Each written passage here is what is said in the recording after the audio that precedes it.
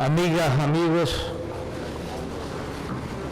antes de leer el texto que escribí para esta ocasión tan importante,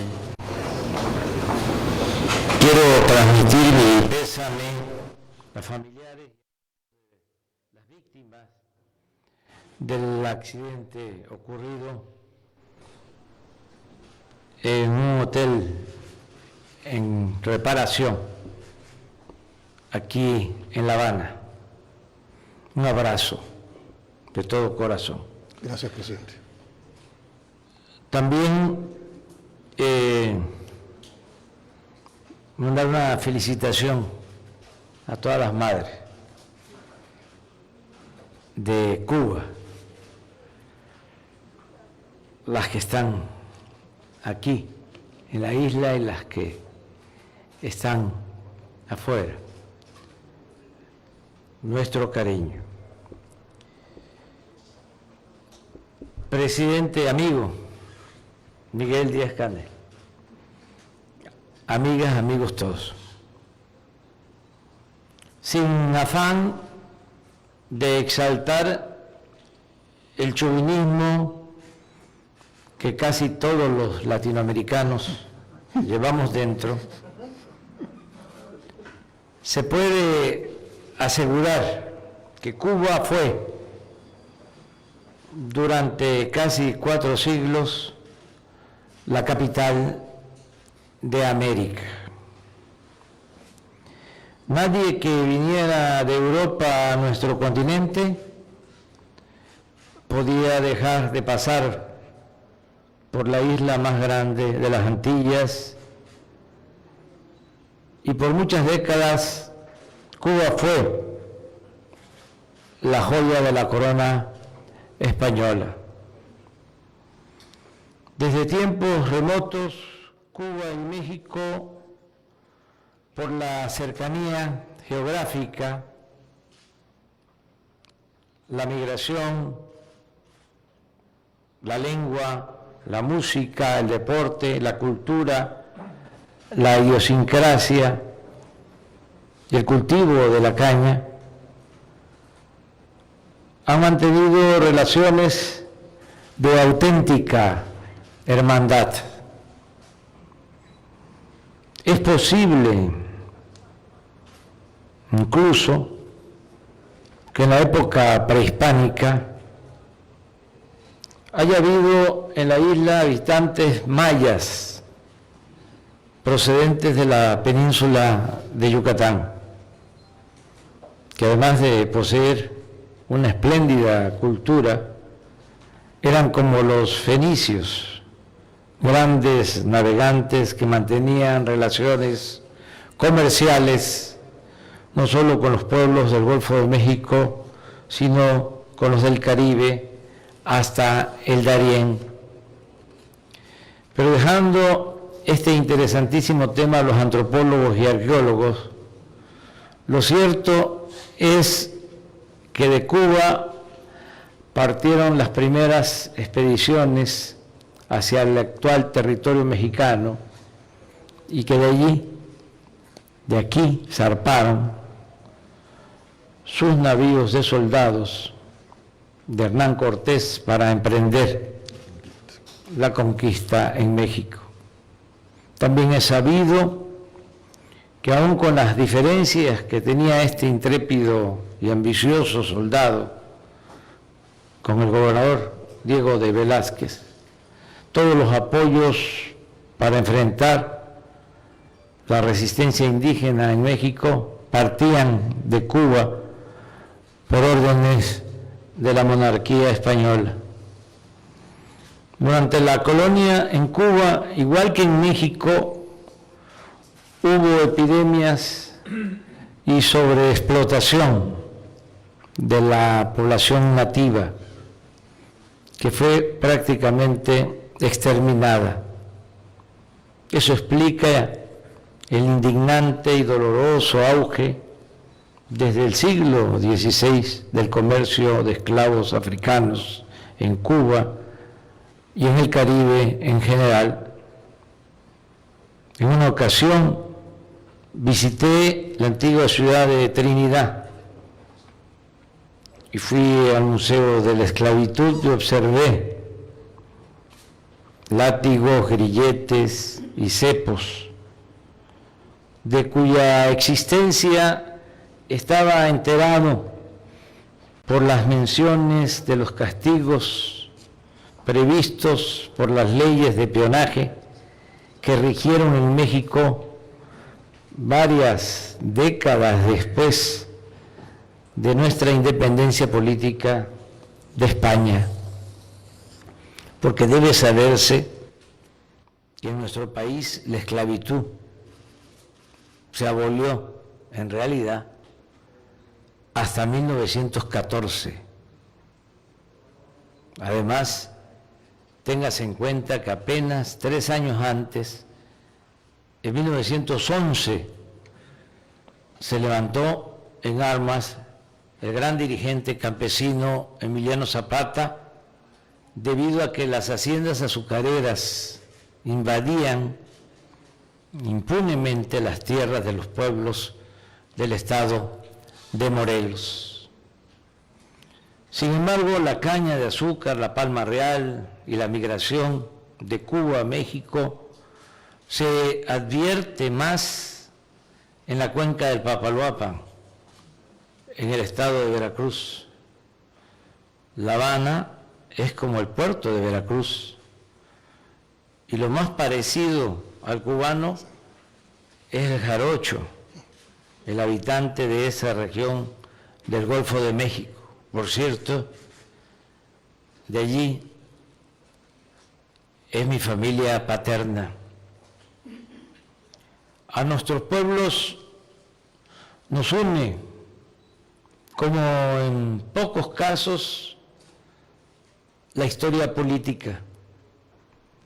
Al inicio de la independencia de México, cuando todavía eran constantes las azonadas militares y se enfrentaban federalistas contra centralistas y liberales contra conservadores, hubo en mi estado, en Tabasco, 2 gobernadores de origen cubano, el coronel de infantería Francisco de Sentmanán y el general Pedro de Ampudia.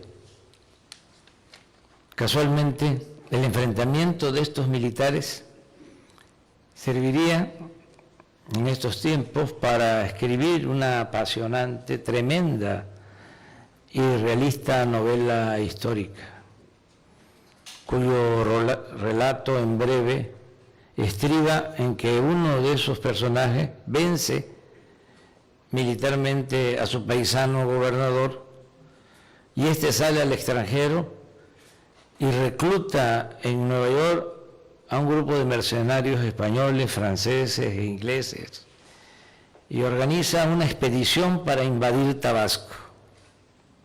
Pero al desembarcar los extranjeros fueron derrotados y pasados por las armas, en tanto que al exgobernador Sentmanán le cortaron la cabeza y por recomendación de un médico, en ese entonces se les llamaba facultativo, la metieron a un perol de agua hirviendo, supuestamente para retrasar su descomposición por el calor y poder exhibirla unos días como escarmiento en la plaza pública.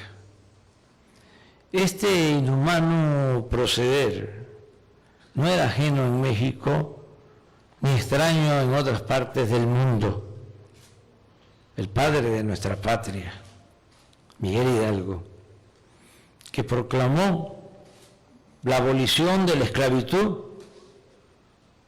cuando fue aprehendido por órdenes de oligarcas criollos y españoles, no solo fue fusilado, sino también decapitado, y su cabeza estuvo expuesta durante 10 años en la plaza principal de Guanajuato.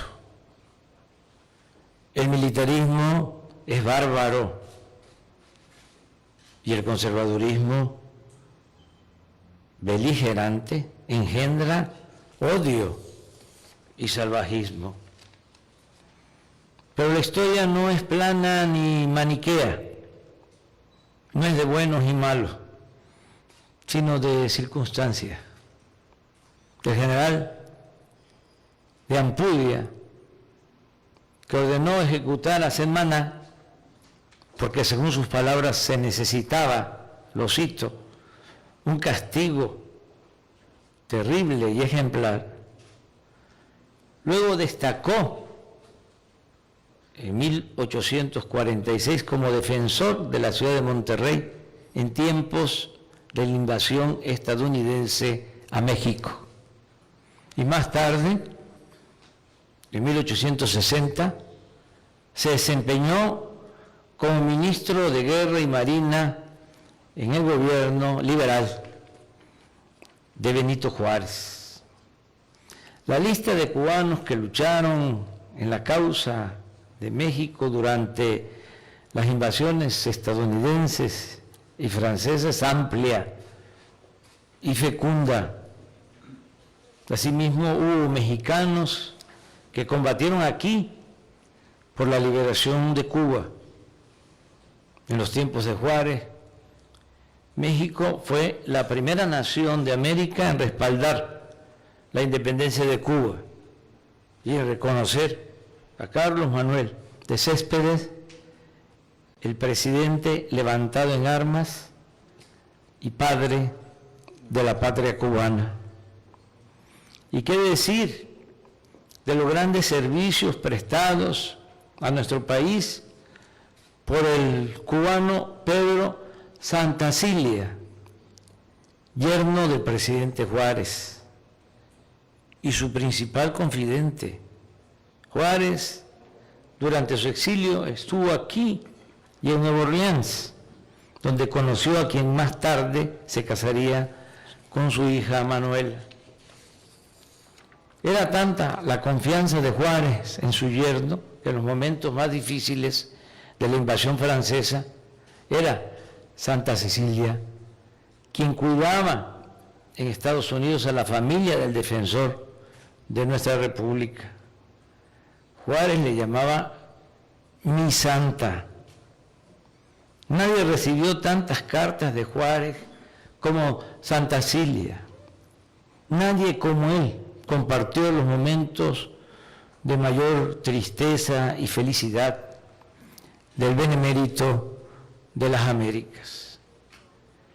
En medio de tantos gestos de hermandad política, es impensable que José Martí no se hubiera vinculado tan entrañablemente a nuestro país.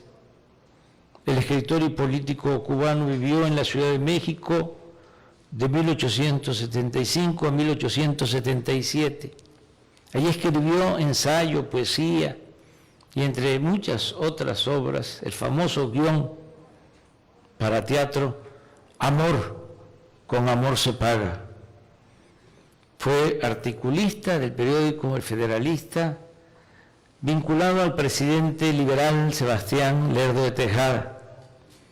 Y cuando este fue derrocado por un movimiento militar encabezado por Porfirio Díaz, Martí salió de México y con la visión que únicamente los grandes poseen, escribió a su amigo Manuel Mercado que se iba, lo cito, porque un hombre se declaró por su exclusiva voluntad señor de hombres y con un poco de luz en la frente no se puede vivir donde mandan tiranos. Aún cuando el asalto al poder de Porfirio Díaz causó el enojo de Martí, también debe tenerse en cuenta que ya para entonces él tenía en la mira participar en la lucha por la independencia de Cuba. además de mantener siempre relación epistolar con sus amigos de México y regresar por última vez en 1894 a nuestro país, existe una historia paralela a Martí, el independentista cubano, en la figura de un revolucionario mexicano, Catarino Erasmo Garza Rodríguez, quien, a pesar de ser poco conocido,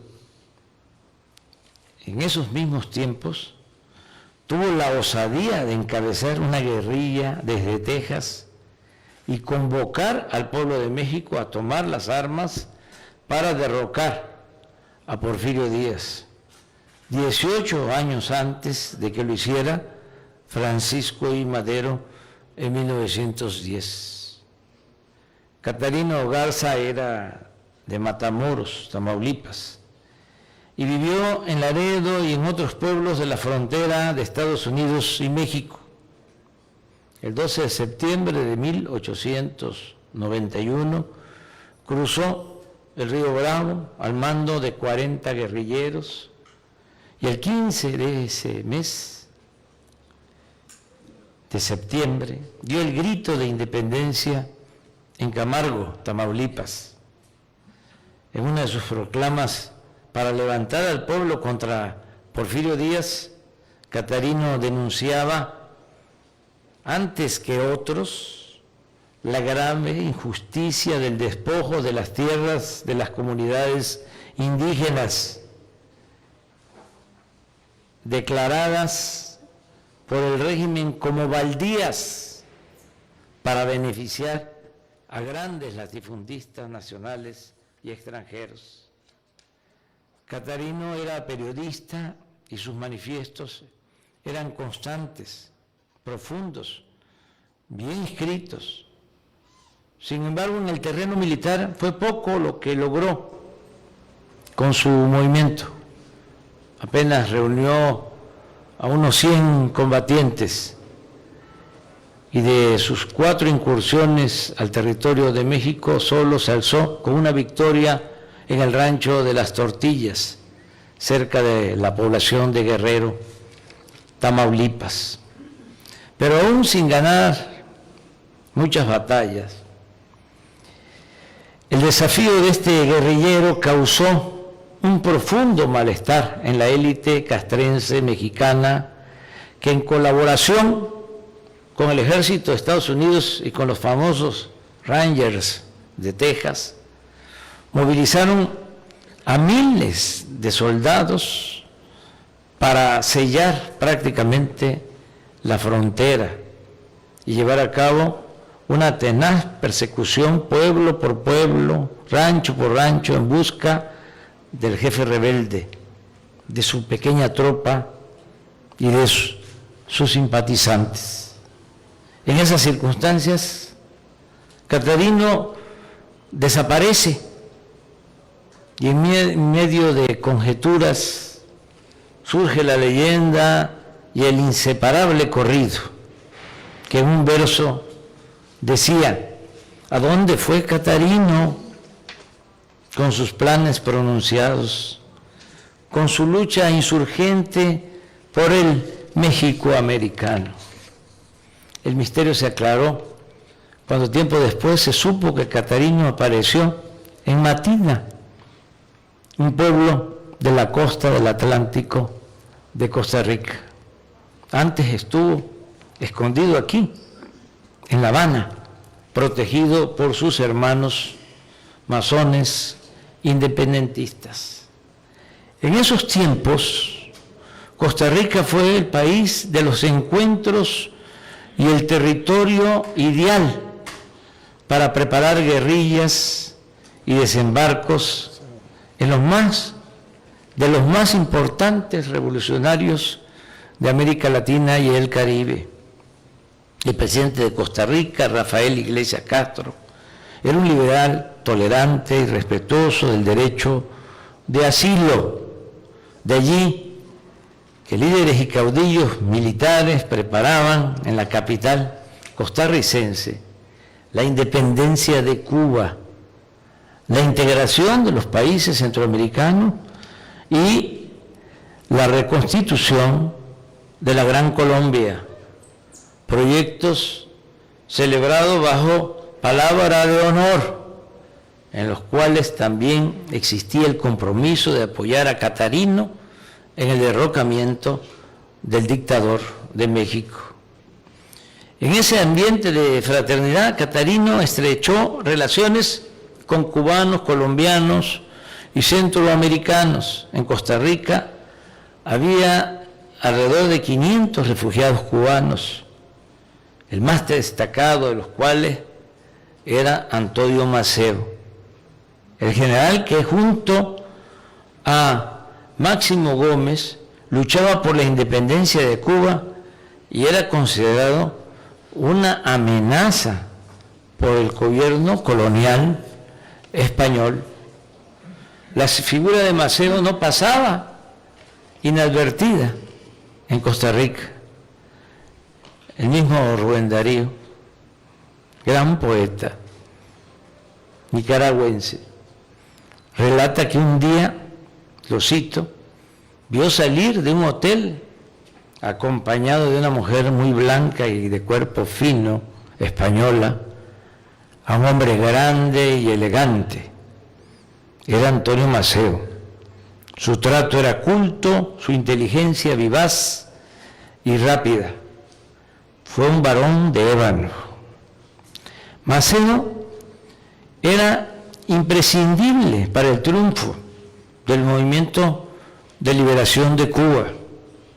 La dupla que formaba con Máximo Gómez era la principal preocupación de la monarquía peninsular. De ellos dependía en mucho que España perdiera su último bastión importante en el continente. De eso se deriva la temeraria frase, cito, la guerra de Cuba solo es cuestión de 2 balazos felices contra Maceo y Gómez. Pero así como sus enemigos buscaban eliminar a Maceo, el titán de bronce, había otros que lo consideraban indispensable. Así pensaba José Martí, el personaje más inteligente y abnegado en la lucha por la independencia de Cuba. A pesar de las diferencias, Martí mostró una patriótica humildad en su relación con los generales Máximo Gómez y Antonio Maceo. Esto explica por qué Martí fue 2 veces a Costa Rica a ver a Maceo. Más tarde, en noviembre de 1894, luego del atentado en Costa Rica contra Maceo, Martí escribió desde Nueva York, con su inigualable prosa, un artículo en el que decía: use el gobierno español cuantos asesinos le plazca, que el general Maceo y sus compañeros estarán a su tiempo, de todos modos, en el puesto de honor y sacrificio que la patria les designe. Nada pueden los asesinos contra los defensores de la libertad. La puñalada infame que hiere la revolución, hiere al héroe de los que pretenden sofocar con el crimen inicuo la aspiración de un pueblo. En rigor, herir a Maceo era herir el corazón de Cuba. Aunque Catarino conocía a Maceo, finalmente optó por vincularse al general radical colombiano Avelino Rosas y con su hombre de confianza, el periodista y escritor Francisco Pereira Castro. En esa época, entre otros colombianos, conspiraba en Costa Rica el célebre general Rafael Uribe, también amigo de Maceo. y quien inspiró a Gabriel García Márquez para crear el personaje del coronel Aureliano Buendía en su célebre novela 100 años de soledad. Enfrentando todo tipo de adversidades, traiciones y penurias, como suele suceder en esas luchas, Rosas pudo definir y emprender un plan revolucionario para rescatar a Colombia de los conservadores. Fue así como ordenó a Catarino que emprendiera la acción para tomar el cuartel y el puerto de Bocas del Toro, ahora Panamá. La anunciada expedición de Catarino comenzó a principios de febrero de 1895, casi al mismo tiempo que la de Maceo a Cuba. La mejor información sobre la incursión de Catarino y su trágico final se la debemos a Donaldo Velasco, el comandante de los puertos de Bocas del Toro y Colón, quien al año siguiente de los hechos, es decir, en 1896, publicó un folleto en que narraba con buena prosa todo lo sucedido. Gracias a este culto agente conservador, conocemos los pormenores de la última odisea del revolucionario Catarino Erasmo Garza. La misión no era fácil, pero el idealismo de los revolucionarios es una extraordinaria fuente de inspiración y constituye una fuerza muy poderosa. Una vez realizado el desembarco en Bocas del Toro, pasadas las 4 de la mañana del 8 de marzo de 1895, los jefes guerrilleros colocaron a los 30 combatientes para atacar de manera simultánea el cuartel de policía y el cuartel militar. Velasco reconoció que habían logrado sorprendernos cuando menos lo esperábamos, a pesar de tantos avisos. El combate fue intenso y llegaron a pelearse cuerpo a cuerpo. En los primeros minutos las bajas eran de los soldados. Catarino dirigía la acción con pasión y valor, sin embargo, 2 disparos casi simultáneos lo hirieron de muerte. La agonía fue corta. Poco después, a las 5 de la mañana, sonó poderosa la corneta de los soldados tocando una diana en señal de triunfo. En el parte de guerra enviado al general Gaitán, quien se encontraba en David, Panamá, se informaba que habían muerto 5 guerrilleros y 9 soldados, con 8 heridos. De estos últimos, de una y otra parte, murieron algunos más tarde. A las 4 de la tarde fueron sepultados en una fosa profunda del Panteón de Bocas del Toro, situada en la orilla del mar, Catarino Erasmo Garza Rodríguez, Francisco Pereira y 2 compañeros más. Donde cae el hombre queda, diría 7 décadas más tarde, el Che Guevara.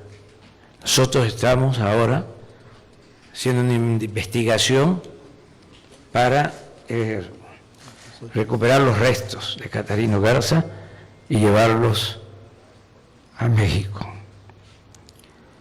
La información de lo acontecido en Bocas del Toro se abrió paso y llegó a todas las islas y puertos de la costa atlántica. Porfirio Díaz se enteró el 11 de marzo a través de un cable que le envió su embajador en Washington, Matías Romero, sobre si Catarino fue un revolucionario o, como se decía en ese entonces, un bandido. Además de la opinión de cada quien, hay un veredicto de mucho valor por sostenerlo un leal y orgulloso conservador, el colombiano Donaldo Velasco. En su texto, este importante protagonista y testigo de los últimos acontecimientos no pudo ocultar su profunda admiración por Catarino. Cito: no era, en mi concepto, el bandido vulgar que retratan los norteamericanos. Aún después de muerto, inspiraba respeto. Esta historia no podía terminar sin esclarecer que aún tomando el cuartel de Bocas del Toro, Catarino estaba emplazado a vencer a un enemigo todavía más poderoso. Al amanecer, a la entrada de la bahía, lo esperaba con sus cañones el Atlanta, imponente barco de guerra de los Estados Unidos. Un casco de acero de 96 metros de eslora y 284 marinos de la Armada estadounidense. Todo este poderío para perseguir y aniquilar, valga la paradoja, a Catarino, entre comillas, el filibustero. Eran los tiempos en que los estadounidenses habían decidido convertirse en dueños del continente y definían lo que consideraban su espacio físico vital para luego emprender la conquista del mundo. Estaba en su apogeo las anexiones, las independencias a modo, la creación de nuevos países, los estados libres asociados, los protectorados, las bases militares, los desembarcos e invasiones para poner y quitar gobernantes a su antojo. No sabemos si por la falsedad del comandante o por decisión del mando supremo en Washington, pues los tripulantes del Atlanta no tuvieron necesidad de intervenir. La Armada de Estados Unidos certificó que se había realizado, cito, un desembarco en Bocas del Toro, Colombia, el 8 de marzo de 1895 para proteger vidas norteamericanas y propiedades amenazadas por una revuelta del Partido Liberal y de la actividad de filibusteros. Los marines fueron incluso condecorados. En un recuento somero y en homenaje a los hombres de ideales revolucionarios, el mismo año que cayeron Catarino y Pereira, dejó de existir Martí. A Maceo lo asesinaron en 1896, a Rosas en 1901. Tal ha sido también el destino de muchos héroes anónimos, olvidados pero benditos, y de otros que seguirán surgiendo, porque la lucha por la dignidad y la libertad de los pueblos es una historia sin fin. Aun cuando mi texto ya es muy extenso, ¿verdad, Beatriz? Les ofrezco disculpas. No podía dejar de mencionar en nuestra cercana relación, presidente, el papel tan destacado y digno de Manuel Márquez Sterling, embajador de Cuba en México, durante el golpe de Estado, encarcelamiento y asesinato del presidente Francisco I. Madero y del vicepresidente José María Pino Suárez.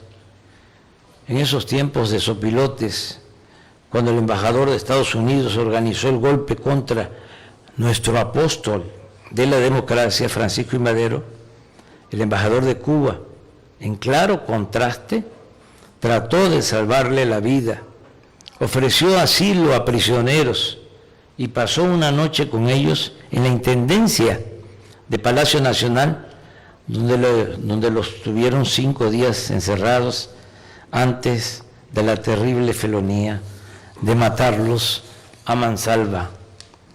Cuenta en su libro Márquez Sterling que mi paisano, el vicepresidente José María Pino Suárez, en esa visita solidaria le confesó en forma profética lo siguiente: nuestra renuncia impuesta provoca la revolución. Asesinarnos equivale a decretar la anarquía. Yo no creo, como el señor Madero, que el pueblo derroque a los traidores para rescatar a su legítimo mandatario. Lo que el pueblo no consentirá es que nos fusilen. Carece de la educación cívica necesaria para lo primero, le sobra coraje y pujanza para lo segundo.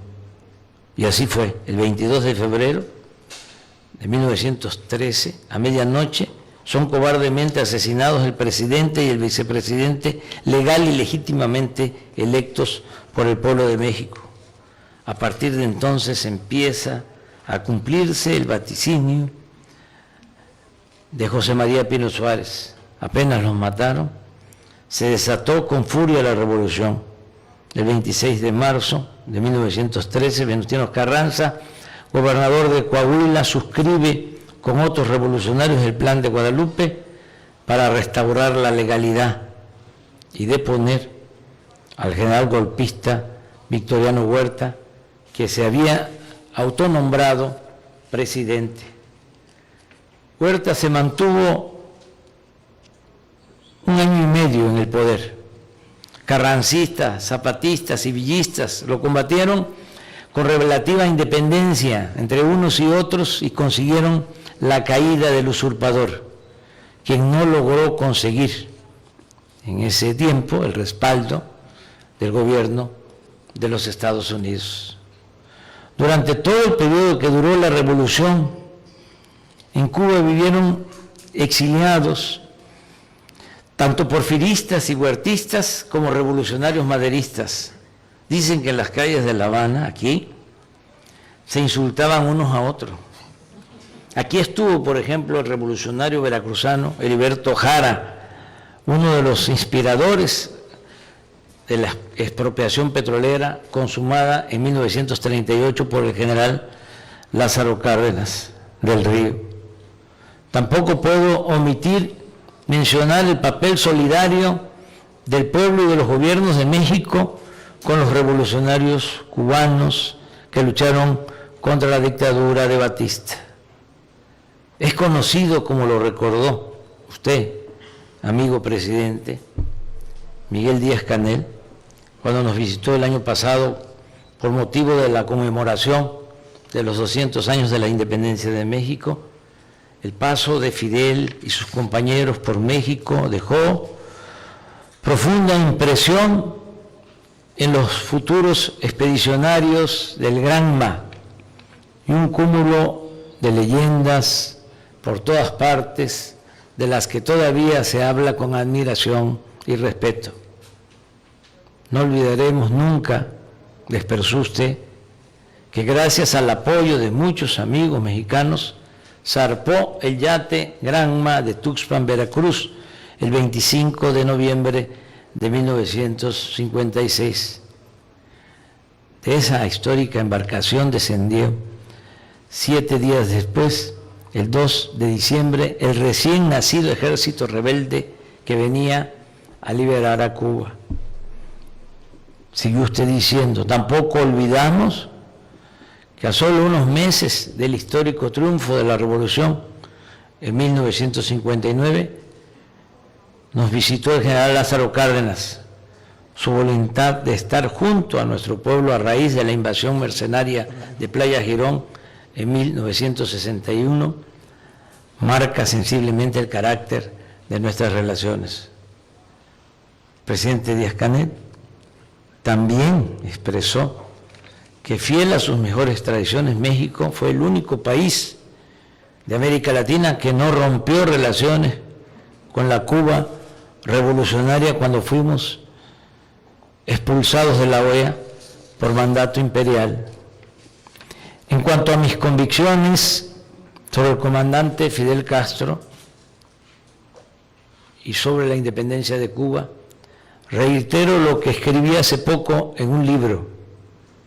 A lo largo del tiempo, como opositores en México, Fidel fue el único de los dirigentes de izquierda que supo lo que nosotros representábamos. Y nos distinguió con su apoyo en reflexiones, en escritos y en hechos políticos solidarios. Nunca nos conocimos, pero siempre lo consideré un hombre grande por sus ideales independentistas. Podemos estar a favor o en contra de su persona y de su liderazgo, pero conociendo la larga historia de invasiones y de dominio colonial que padeció Cuba en el marco de la política estadounidense, del destino manifiesto y bajo la consigna de América para los americanos, entre comillas, podemos valorar la hazaña que representa la persistencia a menos de 100 kilómetros de la superpotencia, el que exista una isla independiente, habitada por un pueblo sencillo y humilde, pero alegre, creativo y sobre todo digno, muy digno. Por eso, cuando estaba de gira por Colima y me enteré de la muerte del comandante Castro, declaré algo que sentía y que sigo sosteniendo. Dije que había muerto un gigante. También es bien conocida mi postura sobre el bloqueo del gobierno de Estados Unidos a Cuba. He dicho con toda franqueza que luce mal el gobierno de Estados Unidos utilizando el bloqueo para impedir el bienestar del pueblo de Cuba, con el propósito de que el pueblo de Cuba, obligado por la necesidad, tenga que enfrentar a su propio gobierno. Si esta perversa estrategia lograse tener éxito, algo que no parece probable por la dignidad a que me he referido del pueblo cubano, de todas formas, convertiría a ese gran agravio en un triunfo pírrico, vil y canallesco, en una mancha de esas que no se borran ni con toda el agua de los océanos. Pero también sostengo que ya es tiempo de la hermandad y no de la confrontación, como lo señalaba José Martí. El choque puede evitarse,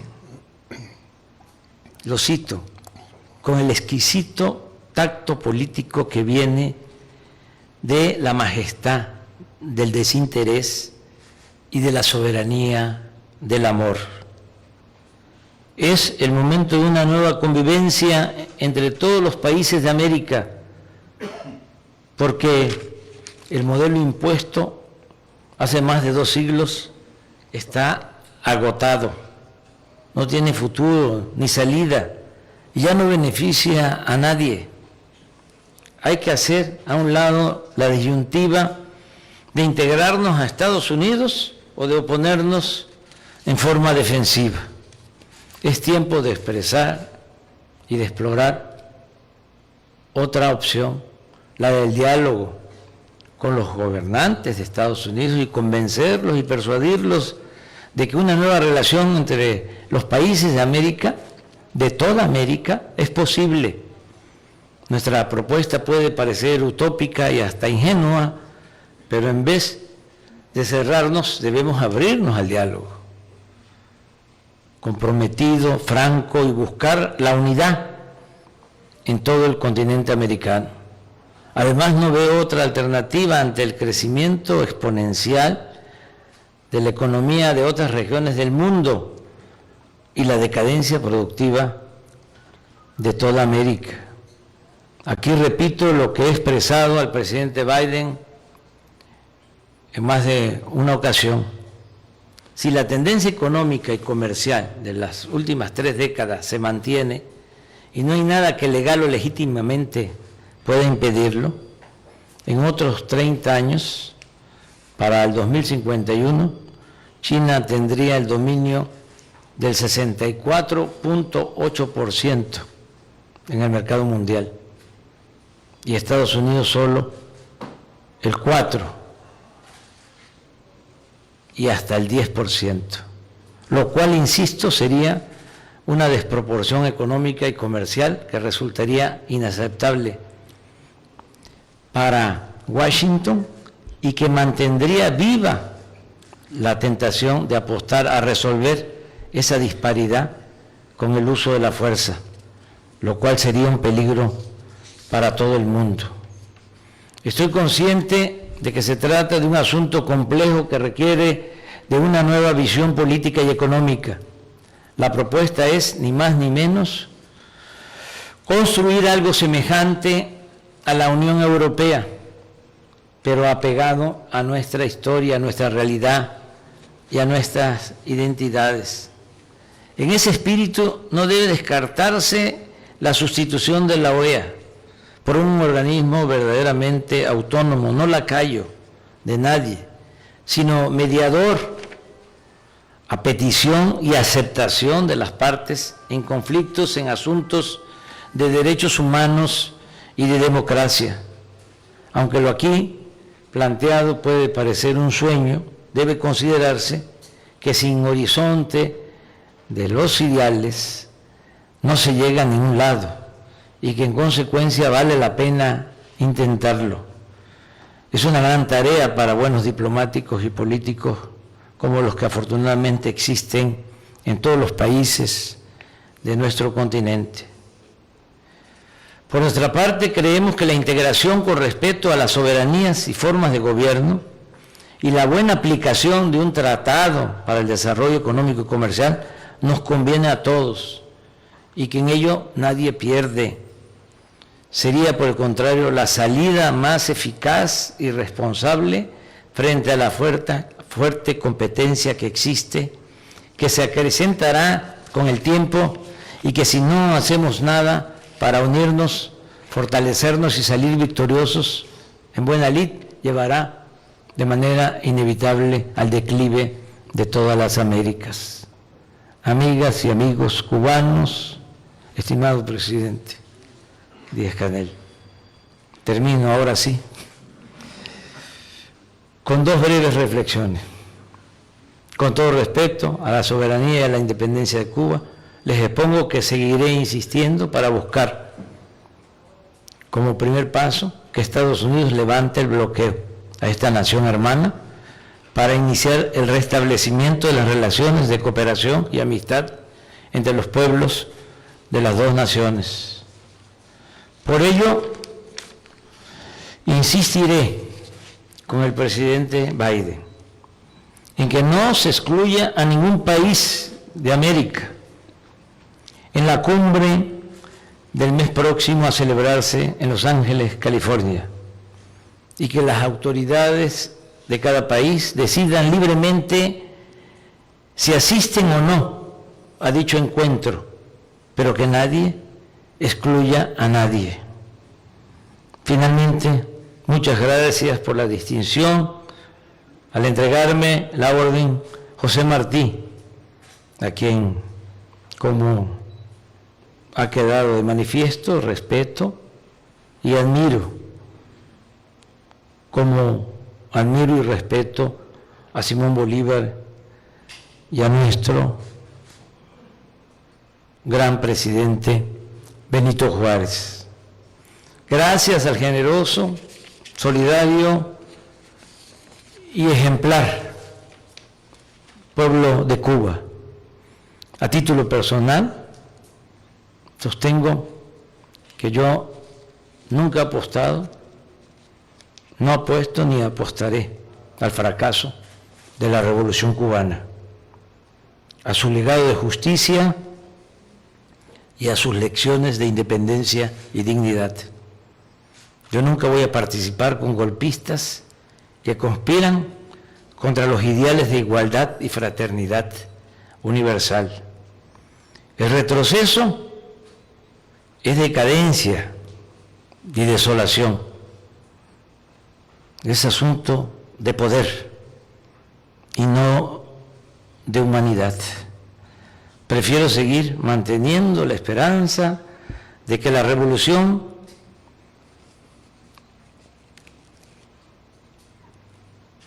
renazca. En la revolución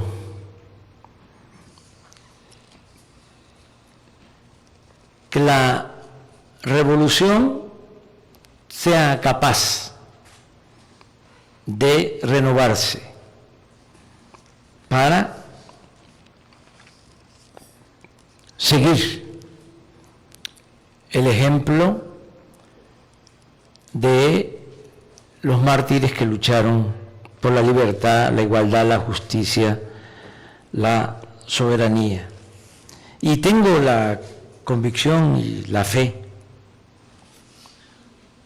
de que en Cuba se están haciendo las cosas con ese propósito, de que se haga la nueva revolución. En la revolución es la segunda gran enseñanza, la segunda gran lección de Cuba para el mundo. Este pueblo volverá a demostrar que la razón es más poderosa que la fuerza. Abrazos y muchas gracias.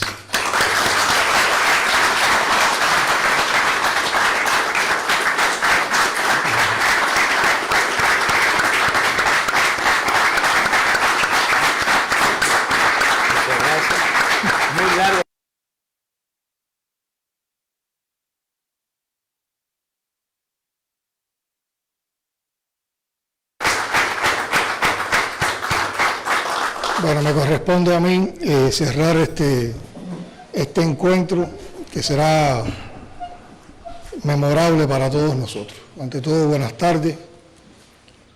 Quiero expresar nuestro más profundo reconocimiento a las madres cubanas, aun cuando estamos viviendo un momento de dolor y luto en nuestro país.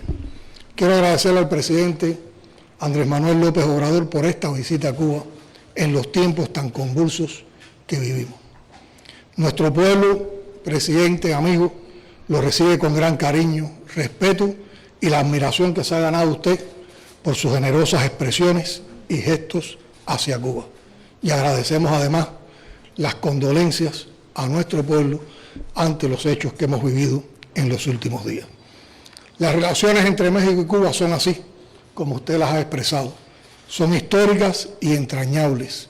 Y usted aquí ha dado una lección de cómo en la propia historia entre México y Cuba se encuentran las razones para justificar, para alimentar, para continuar engrandeciendo esas relaciones, y precisamente con esos propósitos se ha estado desarrollando esta visita que confirma el carácter de estos lazos y abre un camino para su avance y profundización. En esta visita hemos firmado una declaración que consolida una nueva etapa en la relación bilateral entre México y Cuba. Nuestros titulares de salud rubricaron un acuerdo de cooperación que facilita aprovechar todas las potencialidades sanitarias, científicas, de esfuerzos conjuntos y voluntades que entre nuestros dos países podemos desarrollar en el campo de la salud para beneficio de nuestros pueblos en esta noble área. Hemos tratado también importantes temas de la agenda bilateral, de nuestras relaciones bilaterales, pero hemos abordado también los temas de la agenda regional y los temas internacionales. Le he agradecido al presidente López Obrador su posición firme, como lo ha manifestado en sus palabras, de rechazo al bloqueo genocida impuesto por el gobierno de los Estados Unidos a nuestro país en el ámbito comercial, económico y financiero, y además al recrudecimiento que tiene ese bloqueo en los momentos actuales.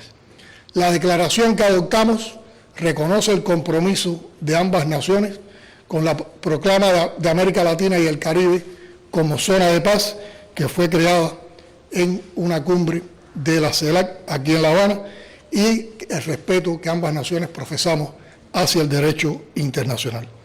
Expresé también a nuestro amigo presidente López Obrador el aprecio y reconocimiento por su papel a favor de la integración de nuestra América, demostrando la encomiable labor de México al frente de la presidencia pro tempore de la CELAC el pasado año y su defensa del respeto pleno a la soberanía e integridad de los estados, tal como proclamó siempre Benito Juárez. En ese sentido, coincidimos en lo improcedente de las exclusiones injustificadas de países de nuestra región de los eventos hemisféricos, como parece que ocurrirá en lo que ya podría llamarse la supuestamente Cumbre de las Américas, entre comillas. Como ha expresado el presidente López Obrador, las relaciones hemisféricas deben cambiar profundamente. La Revolución Cubana le asegura que continuará su marcha triunfante de esperanza y de futuro, y que México siempre podrá contar con Cuba. Presidente, creemos que hemos expresado de ambas partes voluntad, esfuerzos e integración, y hemos tomado decisiones para el beneficio de México y de Cuba, y por supuesto de nuestros pueblos. ¡Viva México! ¡Viva! ¡Viva Cuba! ¡Viva! ¡Viva la amistad entre México y Cuba! Muchas gracias.